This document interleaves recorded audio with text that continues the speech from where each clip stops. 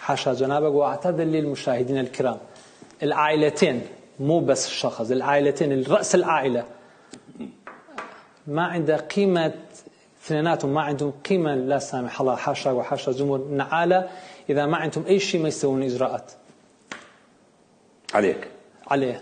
إذا أنا عندي أي شيء لا قانوني وأي شيء اللي يقولوها هم أقل، حاشا مرة أخرى، حاشا جماهير، حاشا جمهورنا الكرام، أقل من نعالة إذا ما عندهم أي شيء ضدي وما يسوون إجراءات.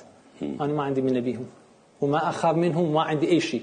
لو يقتلوني، لو يصادرون كل فلوسي وممتلكاتي، لو يأخذون كل شيء اللي عندي، لا أتنازل عنهم، ولا حتى أقعد وياهم اللي دزولي 100 مرة أقعد بس وياهم على بالشرط، بس عفوا بالشرط 10 15 مقعد برلمان كردستان، بس خلي أكمل وتتفاوض وياهم على الوزارات مثل ما صوت التدير حتى ما يقطع.